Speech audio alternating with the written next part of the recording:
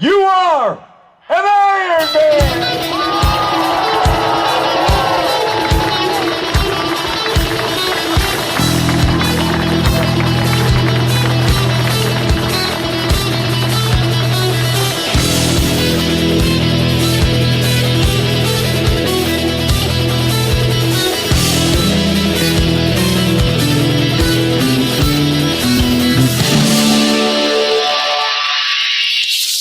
Hi everyone and welcome to episode 82. Today we're going to have a look back at the Alpe d'Huez event 2026 and help us through that. I am joined today by Stevie, McKenna and Conor Maguire from Omagh Triathlon Club. I'd like to come to you first, Stevie, and welcome you back onto the podcast. No problem, Mick. Good to be back on, and you're doing great work, so great to be able to help out. Good man, thank you very much. Stevie, for anybody that doesn't know anything about the Alpe d'Huez, give us a very brief overview of the event, kind of what it entails, and a bit of a breakdown, if you can remember, with regards to the whole distances. Yeah, absolutely. Well, Alpe d'Huez is a ski resort based in southeast France in the Alps. Absolutely stunning, spectacular location. I've never in that part of the world before, so it just blew me away how stunning it was. The event then is sort of a privately owned event. They offer a suite of events across the whole triathlon. There's a long distance event. There's a mid distance event. There's a duathlon, and then there's a kids event as well, which is brilliant because it's a real family event. It's not as formal as an Ironman event. So, for example, coming up to the line, people were able to cross the line with their children and things like that. So it's a brilliant atmosphere. And whilst the bigger events are called long distance and mid distance, that's not the same format as your traditional long distance and mid distance. They're very different animals. So they're quite unusual in that respect. So the long distance, good squad of us over from Omagh Triathlon Club. There was a bunch of us did the long distance event, which is a 2.2k swim, 118k bike, about 73 miles, and then a 12-mile run or a 20k run up on top of the ski resort, because you finish off going up that. The mid distance event was about 1,500-meter swim. Then it was just one climb, which was the famous Alpe d'Huez climb, and then a shorter run. And the duathlon also takes an Alpe d'Huez, so there's something for everybody really, including kids, which is brilliant. It sounds fantastic, and it was brilliant watching all you guys in the Omagh Triathlon Club in the WhatsApp, all the wee videos and the photographs coming. Absolutely spectacular scenery. The lake itself looked absolutely phenomenal. Talk us through what it was about this particular triathlon, because it's a wee bit niche, it's a wee bit different. It's the sort of thing that kind of makes people think, I think maybe it's just because it is that wee bit different. What was it for you that kind of brought your attention to the event? Well, there was a bunch of our club members did it a few years ago, and they were obviously talking about horror stories about how hard it was, and how difficult it was, which, because we're all sickos and love a bit of pain, that sort of caught a lot of attention. And then some of the other club members came up with the idea of a group of us doing it this year. And Alpe d'Huez is famous for the Tour de France. I'm big into cycling. Always thought myself I'd love to go and see some of the roads where the Tour de France was, and I've never had the opportunity before. So I thought, right, this could tick a number of boxes, and then double it up with a family holiday as well. So for me, it was about the experience and about the opportunity to see and cycle on those roads that were so famous. Talk us through how you got on the day. There was a great wee video of you, and it was a bit of we all had a bit of a chuckle at it, because there's a bit of, with you going down, there's like a sort of a slope down into the lake, and you have a wee bit of a wobble at the top. You kind of lose your footing a wee bit, you have a bit of a slip. Thankfully you weren't injured, you didn't get hurt or nothing, but it could have been quite nasty. So after the slip, you getting into the water. Talk us through the swim, I suppose, first. Well, you know me, Mickey, there's always a bit of a drama with me. And actually, the drama for me started a couple of weeks before that, because sort of building up to Alpe d'Huez, I had done a couple of other events. So I did Harbourman, the national championships in Wicklow, and in that was probably about 5 weeks beforehand, and I got a bad kick in the ribs in the swim in that, and I had really bad bruised ribs for 3 weeks, so couldn't swim or run for 3 weeks. That was kind of leading up to Triathlon, and then uh, had a good event in Triathlon. The day after, we went out for a bike ride, sort of just to double up for a bit of endurance, and I got taken off by a motorist. I got taken off the bike. Road rage incident. A pensioner, unfortunately, decided didn't like cyclists, and lo and behold, when I landed on the ground, I landed in the same part of the ribs as I had already hurt before. So even before getting to that slip, I was pretty sore, and I'd lost 5 weeks swimming and running. So, and then lo and behold, the when you go to enter the lake, it's a very steep bank going down into it.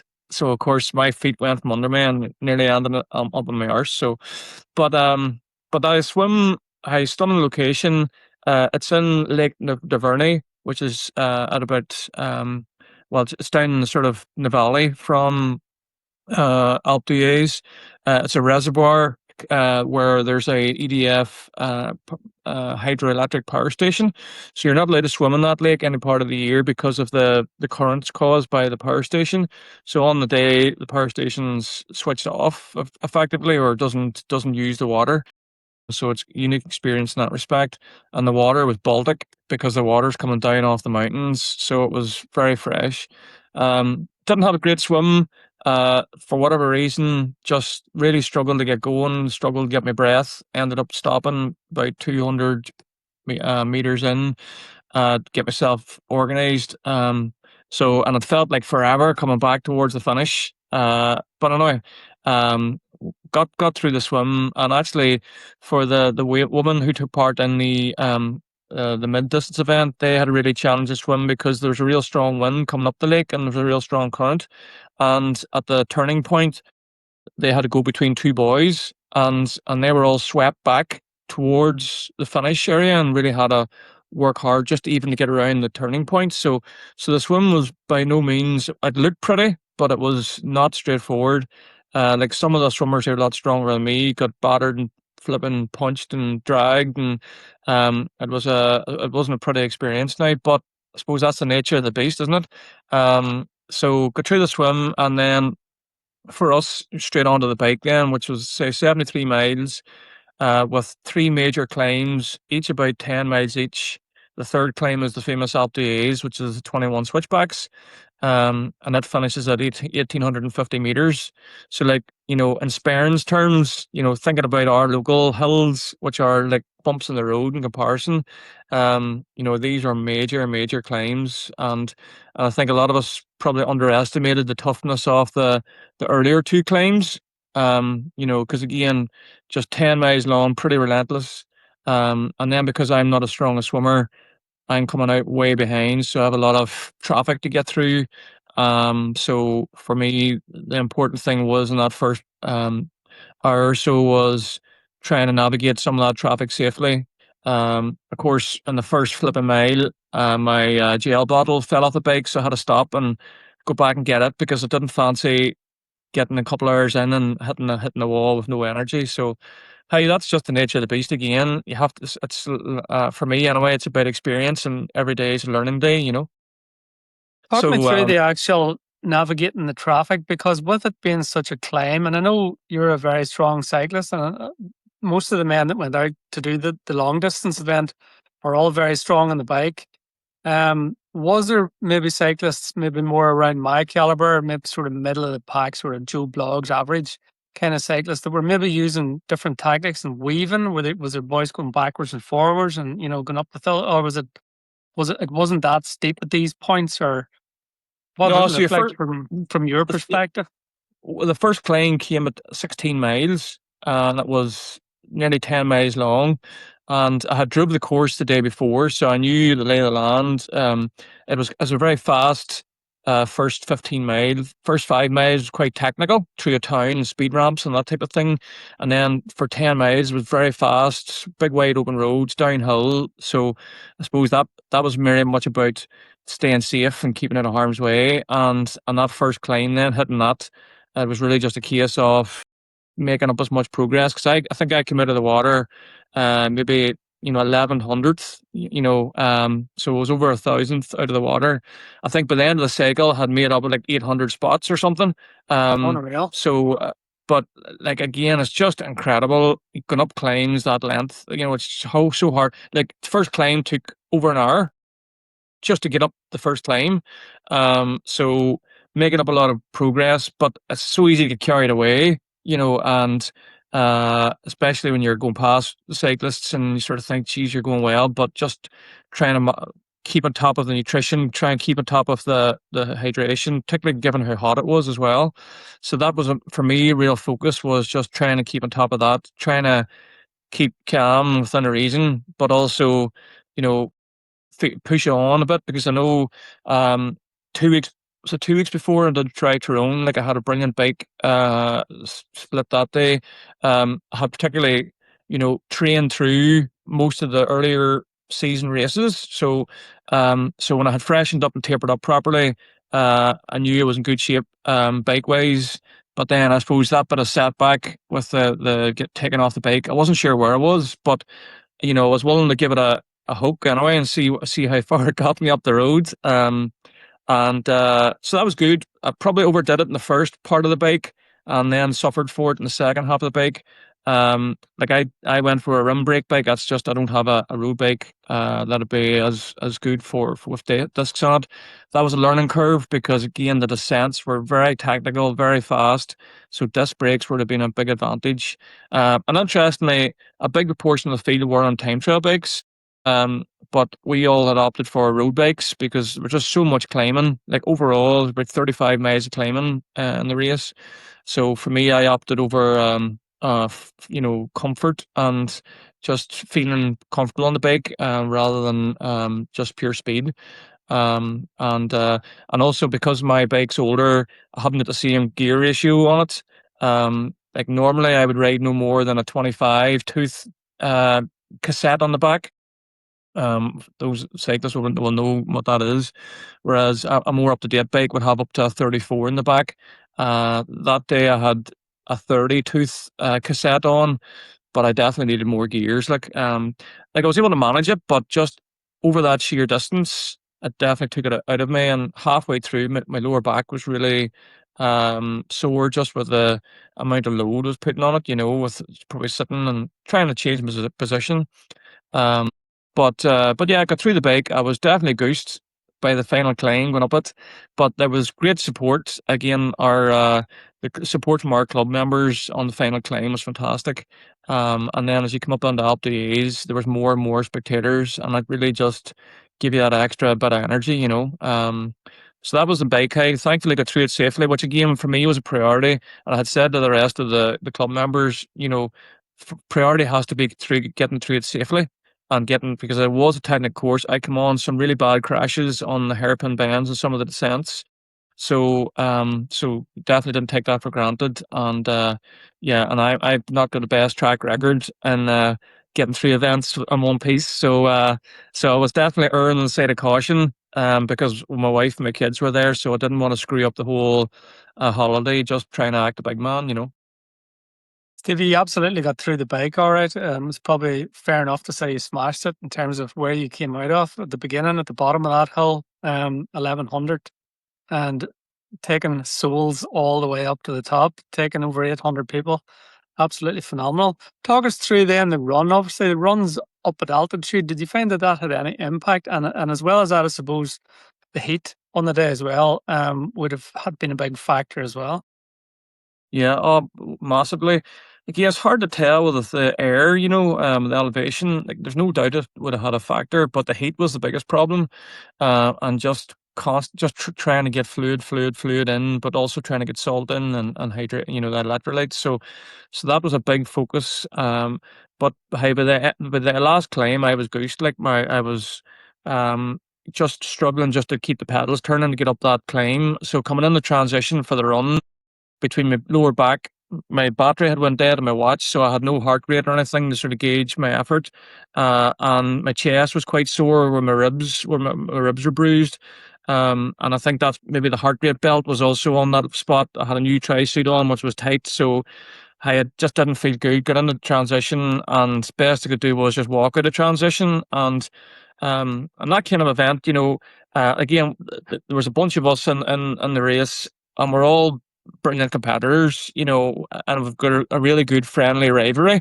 And I said that to the guys, like, we get the best out of each other. It's not, we're not trying to get one over on each other. We're really trying to push each other on. It's good motivation for each other. So the fact that each of us were on the course too was great support for each other, high fiving each other and giving a shout out. So that was good and a bit of a lift on. And I know actually some of the other club members really did pull each other through, which was fantastic.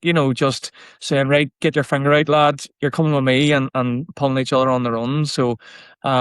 But on the run, like, I didn't feel good, and with just no metrics to go on and the heat and everything, I just said play it safe. So I just took a walk run strategy and just again played it safe with the family there. And again, it's such a spectacular location.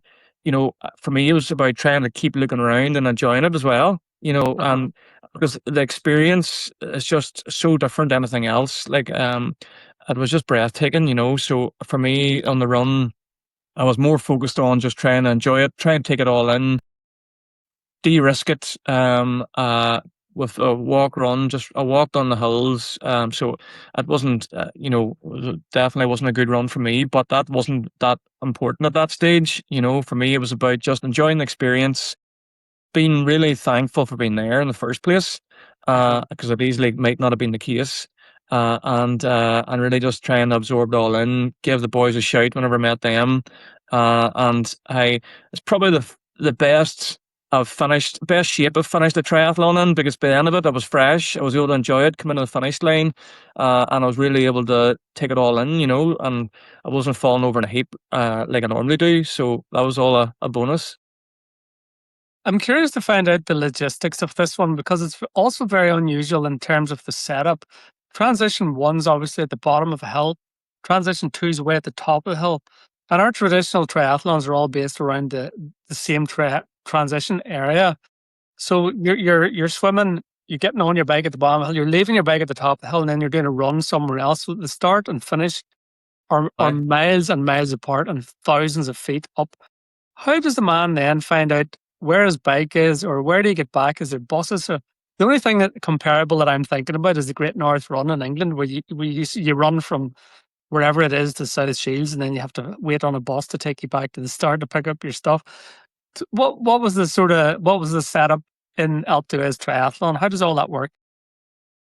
Yeah, so as you say, logistics was a big thing to focus on. So the what you get other options were take a bus down to the start, or drive down to the start, or cycle down to the start. So cycling was about 45 minutes. Even driving down was about 40 minutes drive from Alpe d'Huez village down to the lake.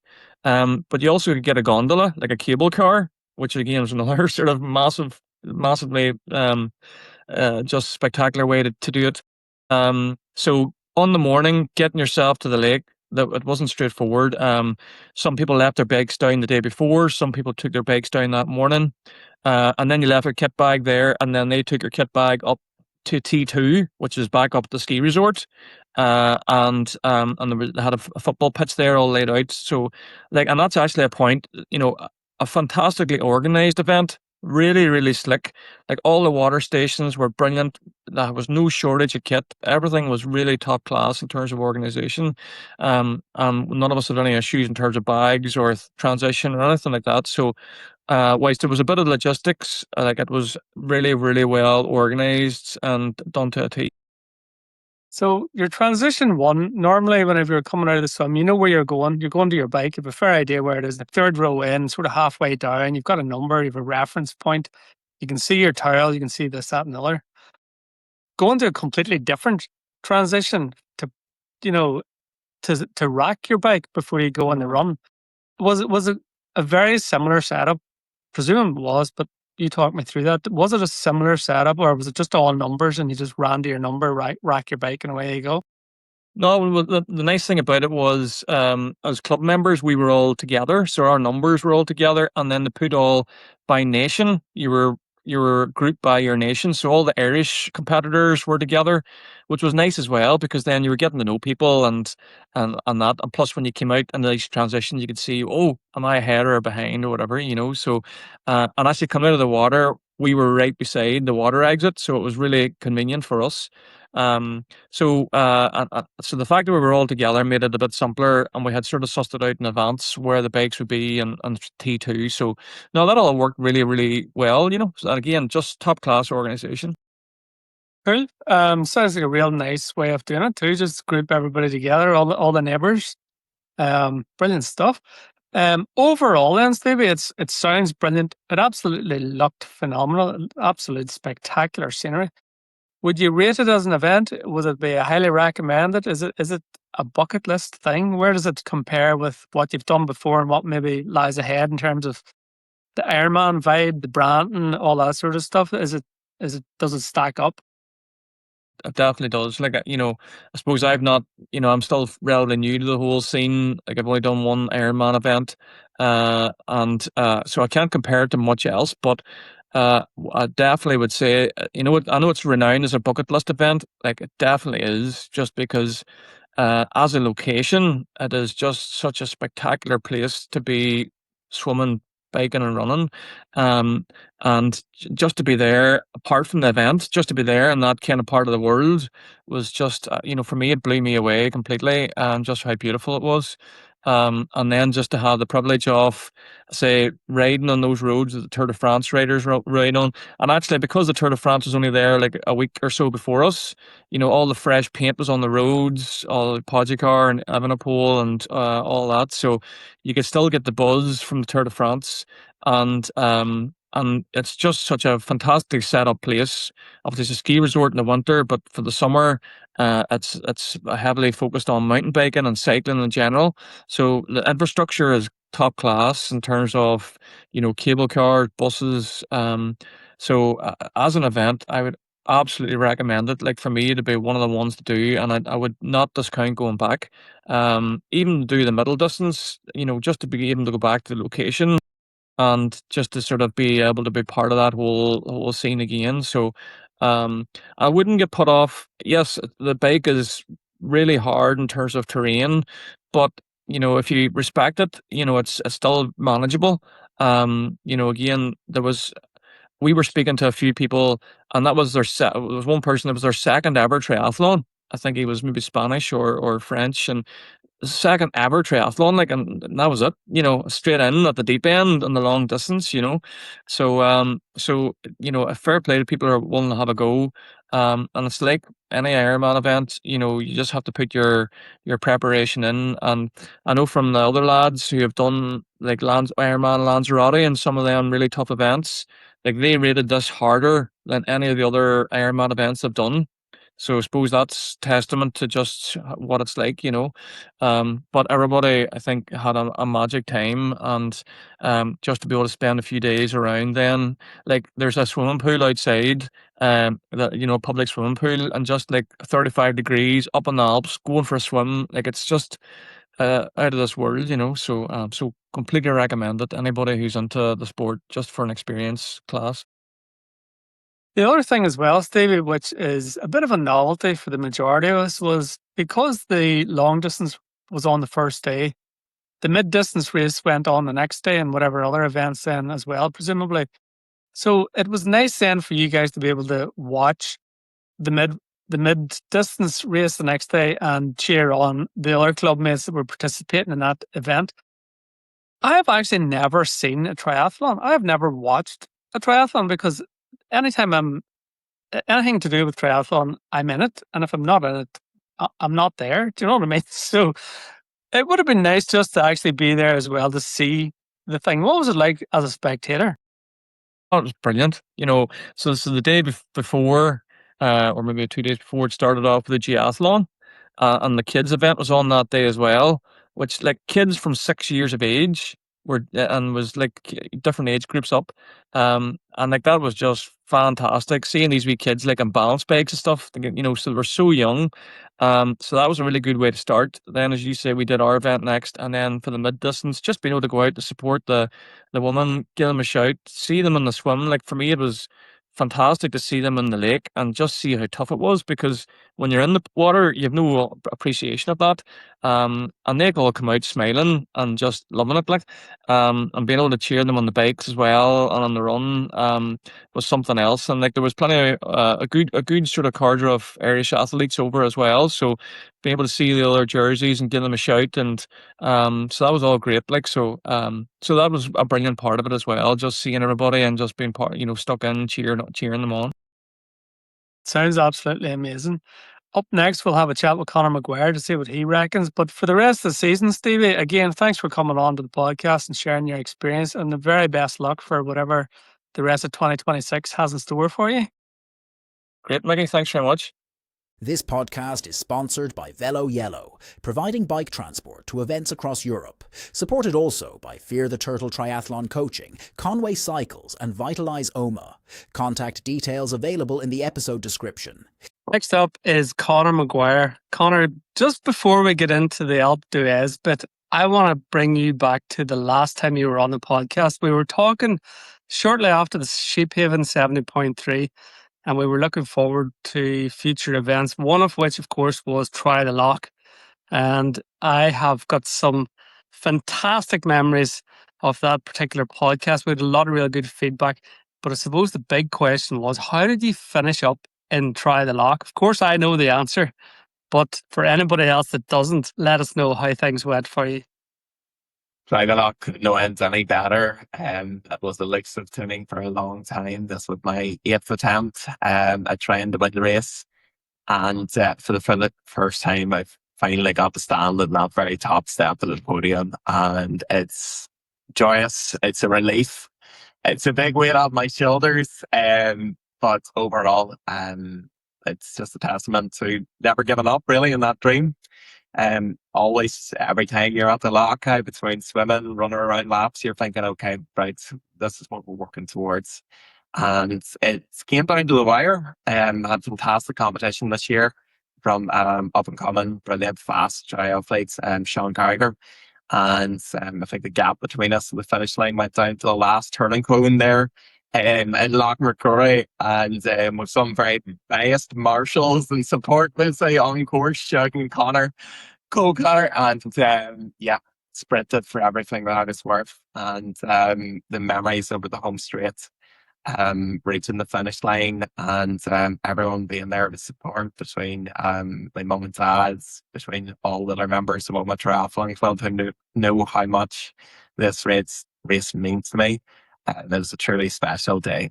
So, absolutely amazing time since we last spoke in the podcast. Brilliant stuff. There's a fantastic photograph of you on the internet taken by Johnny Collins. Kind of captures the emotions. It's a very atmospheric photograph of you just sitting down with hands on your head, just praying. Maybe having a wee prayer. I don't know, but it kind of seemed to capture what it meant to you. To win the race, it was a full-on, gassed-out effort, and it went to full VO2 max. And between going as hard as I possibly could towards the finish line and the emotions coupled together, I don't have a notion whether I was praying, whether I was just saying, my God, it's all over, whether it was just all of that weight on my shoulders leaving me. A massive relief and an amazing feeling. But brilliant photograph. Definitely get it printed and I'll get a friend. Brilliant stuff. You've had a brilliant season to date, Conor, as we're making our way, suppose, towards Ironman Barcelona coming up in October. And the Alpe d'Huez was one of your events that you had slotted into your training calendar. How did the event go for you? What was your sort of thoughts on your swim, bike and run? So getting there and the swim starts, there was 1,900 people on the start line. We got there and maybe about 2 hours before the starts. And from Alpe d'Huez village, we had to cycle downhill, down hairpins, left, right, with our transition bags and heavy wetsuits and all swim equipment. And I remember there was a lot of rain from the night before, and I remember being terrified going down the hill just to get to the race. And I'm thinking, oh my God, my heart is pumping here. And I was thinking, right, okay, this is good practice. This is good training for what goes on later on, because anything that goes up and up to us, apart from the very last line, must come down. And there was a lot of danger and risks, and it felt like cliff drops in the cycle. But we got there at swim start, had plenty of time to relax yourselves after that cycle downhill from altitude. And so good crack between us. We had brilliance, OTC turnouts, everyone was there, all geared up, ready to go. You get the start line, and after about a swim warm up, which was no way at all warm up, the water was absolutely Baltic, and it would make Sheephaven look like a warm bath, really. Between, I think it's a hydro station type water that's constantly in a state of flow, and it's Baltic, the water, beautiful color to look at, everything. But in the warm up, you're thinking, oh my God, we have to swim in this. But thankfully, get out of the water. We're at the starting pen for a good while. I was there between Jude and Sean, and we'd elbowed our way up to the front. The pro race was starting in front of us. It was a mile start, but just whenever you go over the finish timing line and down a big steep ramp. And I remember at the start, we took a hard right and then a big straight line. And whenever, as soon as you got into the water, you were into an absolute melee. It felt like being in, felt like if you were being in a mosh pit, Mickey, and one of the gigs you might have been at in your younger days, between being elbowed, shoved, pushed. At one stage, someone yanked back my leg, literally, and I'm thinking, Jesus, just keep your head down, keep the arms nice and wide, I mean, and try and stick to some sort of line going outwards. And I did that, and responded well to any time a dip it kicks or hits or anything. And we were wearing dark blue swim caps, and the pros are wearing light green. And I found myself quickly, no longer seeing dark blue swim caps, but seeing light green. I'm like, right, okay, this is a good thing. You're up here in the pro race. I think there was near 100 male pros and 20 female pros. Right, if you're in here, you stay in here and don't lose this swim back. And that's exactly what happened. It was 2.2 kilometers, and came out, I think, maybe about 70 or 80 for the water overall. Brilliant swim.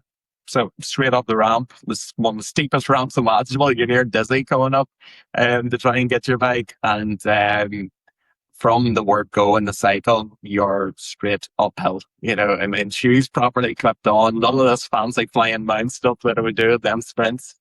And the start of the race was after the first initial climb out of transition. It was very flat and fast. It was on the aero bars, TT bars for maybe about 15, 20 mile. And then we had the first climb.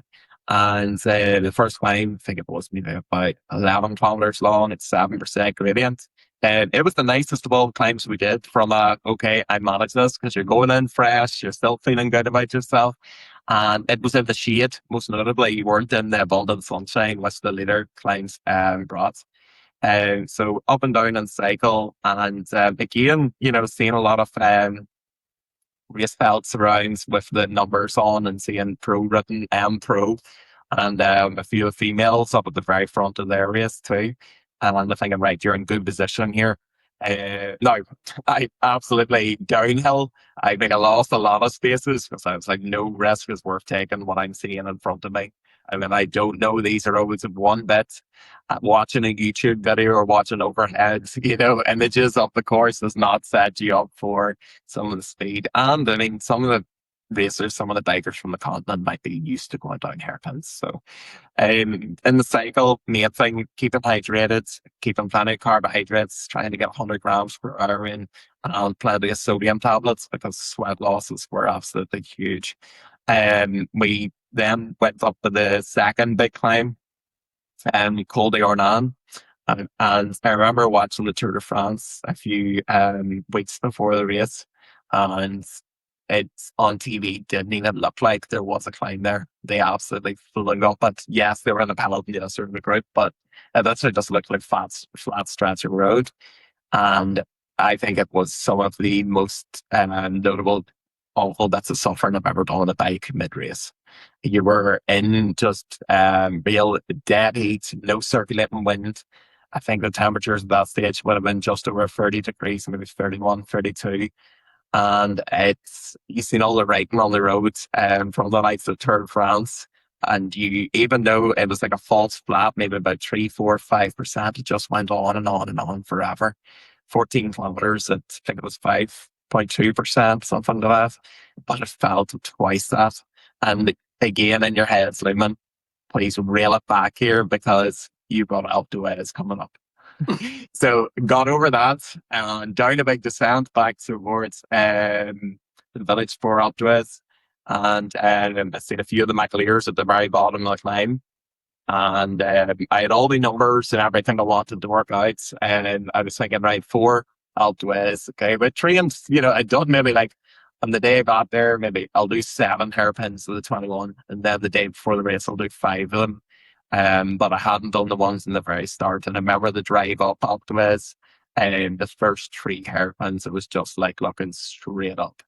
Absolutely straight up. Whether it's, like being in Mama or Dad, but looking to the very top, I absolutely licking the tarmac in front of you. And there was not enough gears in the bike. You're clicking and nothing's there left. And again, just being in the absolutely baking heat, there's no chance of shade there or tree cover or anything. And it's so difficult. And you try and count them off in your head, right, 1 hairpin. Okay. But it's a long time between you're going the second one, okay, the third one.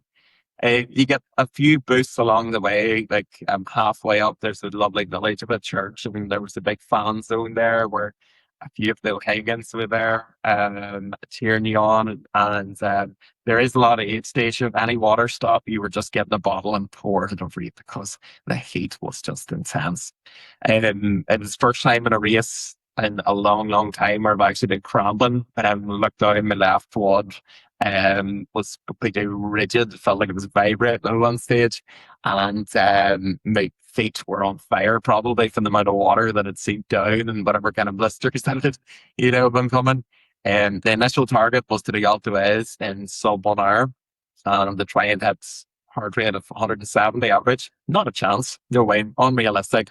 You are that fatigued, sore, absolutely beat up by the course that you've just been on, that you just couldn't hit them targets. I mean, so I think I got to the climb and it was 262 watts average and average heart rate was 162. Nowhere near the targets, and it just messed out in the sub hour, went 1 hour, 1 minute. To think that Tadej Pogačar did that earlier 2 weeks before that in 32 minutes 48, having cycled 100 mile, being on stage, 19 in the Tour de France, absolutely unbelievable. It puts into perspective, those guys are phenomenal athletes, really are. Just different, really. Yes, we're triathletes, and I'm fans of myself in the 12-mile run, that was going up against that, but absolutely amazing. The fact that they're doing near 14, he's doing near 14 mile an hour average up. That's whatever I'm getting about 7.5. Absolutely amazing. So I reached the top of the village in the T2, racked the bikes and headed out the run. And the initial thoughts on the run was, I can't believe how sore my feet are. Just absolutely in bits from the 75-mile cycle that you just done. And I remember Lana Sifford, that was leading the women's race, was coming around for a second lap. And she was with a big mountain biker. And I'm thinking, right, okay, she's, seems to be not too far in front of me here. I might try and run and catch up and run over her. But not a chance. Conor, again, completely unrealistic. These pros are different. Really, hey, they are absolutely phenomenal. Full-time athletes who devote their full training. And they're either training, eating, or resting. Okay, and nothing in between. So during the run, I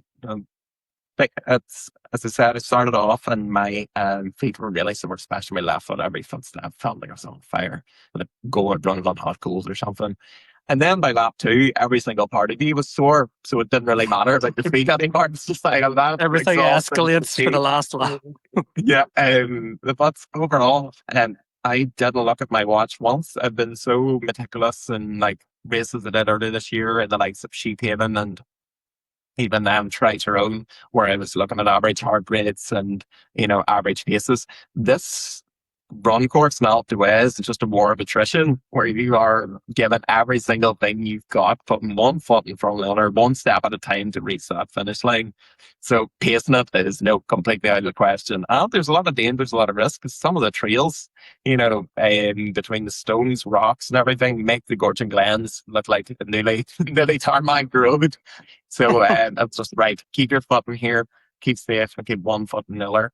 And my motto was, don't walk up the big hill. There's a big ascent hill up to maybe about halfway, 2/3 of the run, which we had to do 3 times. I was like, just keep, moving up it, okay? Don't run. I was probably going that slow up at a stage. It would have been just as quick power walking up it, but mentally it was the psychological edge. And my thoughts were just, one foot in front of the other. Don't walk this hill. My run was probably that slow up it that I probably could have power walked at exactly the same speed, but it was just the psychological edge. Yep, you're going well. You're still running. Okay. This was straight down to the plan. Okay. You are, doing well in the race. And during the run, I was really looking forward to maybe see a few of the Triathlon Club other members and I think, see them and looking out for a white choice suit of OTC. But the only person I seen was Stevie. Seen Stevie twice, like they won the turning cones. And nope, didn't see David, didn't see Sean, Matt. And I'm thinking, well, if you haven't seen them, I'm hoping they're still in the race. I'm hoping they're safe. I'm hoping they're going somewhere. But just stick concentrate on the task at hand. And last lap, just went like a blink. I mean, yes, of course I suffered, but it was enjoyable suffering. At that stage, you knew you were going to reach the finish line. And overall, you were going to do a really good time because I was still seeing, the race numbers off, pros around me and doing a few overtakes and not getting overtaken, maybe, at all, really. I think that maybe about 2 people might have, got the better of me in the run and overall never taken. So, coming down the very steep hill to the finish line again, just that thought, right, watch your footing. Don't be sprinting down this. You sprinting over the line is not going to, make the difference. So, got there over the finish line, a good OTC support crew out, and come down the finish line, and girlfriend Terry was there to support me. And as soon as I got over the finish line, just hit the deck, just could not, wait just to lay down on the ground.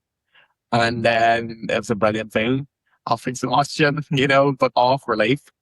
It was a crazy week between winning the Try the Lock on Saturday, flying off first thing on Monday morning, and raced it again on Wednesday. Absolutely amazing few days. And then I think the body just ran endorphins, and good vibes the entire way. But it pulled me through the line. So, whenever you got over the finish line, I remember just like, I need something other than Science and Sport gels or bars or something. And watermelon there. And perhaps then that got me back in the game. So waited around then and seen a few other people finish, like Damien and Marty Lahern, and then I was like, I need to get out of the heat. There was nowhere up in Alpe d'Huez, up in the ski resort. There's no shade, there's no cover whatsoever. I think at that stage it was sitting about 30 degrees on the dot, even up at altitude there. And it's just right. Okay, I'll come back and see the rest of them finish and go get showered, go get fed, and go get a bottle of red wine to celebrate over the last few days. Because you've been looking forward to this a lot, not having a drink after went and tried to relax. So yeah, it's absolutely lived up to expectations. It's a fantastic day out. What a review and what a report. One more question. I was wondering, I asked this to Stevie as well. The Alpe d'Huez triathlon is a very unique triathlon. It's a very different triathlon to the Ironman thing. It's not even the same distances as our traditional long distance events. Where does it stack up, Conor, with your experience of various triathlons and various brands? Would you compare the Alpe d'Huez to an Ironman 70.3, or what's your sense of where it is? Where does it fit in the whole spectrum? I would say it's the equivalent to doing a full Ironman in terms of the effort level, expenditure, and just how dialed in you have to be in that bike course between the risk of, going down some of the descents, the other bikers around you, because it's a very congested bike course. So there's a lot of people who are going to be fighting even to get the racing lines down some of the descents. You just have to be fully concentrated the entire time. It is a brilliant race from financial perspective too. It's a lot cheaper than Ironman. For the race, I think I paid with cancellation, and I think the race entry was €240. For that, we got lovely straw hat on the finish line now, which we're all wearing about. I haven't worn it since, maybe, because the weather's been that bad and raining every day in Omagh. We got a lovely backpack, the same standard that you would get in an Ironman race, and we got a finisher t-shirt that's wearing now about the 20 years, and then in between. The support we got on course, organisation, absolutely fantastic race. I would say, and fellow Yellow cover it. And the services were absolutely top notch. In terms of providing their bikes to and from Omagh, full way up to Alpe d'Huez, waiting for us there. And whenever the day after, the evening after we'd done the race, absolutely top class service. So if anyone out there is thinking about doing Alpe d'Huez triathlon, get ready to suffer, accept the pain, and 100% sign up. That's a must do. And the weather, we were out there and the entire time. Go to a ski resort in the summer is niche. But again, it's not like you're missing beaches or sand or anything like that at all. The weather was absolutely phenomenal. The views of the Alps. And it's a classy place up there. It's a upmarket ski resort in the summer. So all the restaurants, still full operational, lovely places to be. There's a big outdoor swimming pool, which we were at days before the race. Absolutely brilliant trip. Even going on the ski lifts and the views on them and the days after the race, whenever I could hardly walk and they were doing the job for me. I didn't have to worry about hiking or anything. And so brilliant trip. But I would say one and done. I can't imagine signing up for that race again because it is so extreme. It is absolutely everything that you could ever want, an adrenaline rush and between amazing views. But for the pain and suffering and the danger, I'd say one and done. Never again. Loved it, lived it, but never again. Conor, thank you so much for coming on to the podcast. I'm sure this will not be the last time I'll be chatting to you, particularly this year. With a few more things to take care of before the year's out, and I'll look forward to linking in with you again. So keep on training, and hopefully I'll see you at the start line of Ironman Barcelona on the 4th of October. Can't wait to play in it.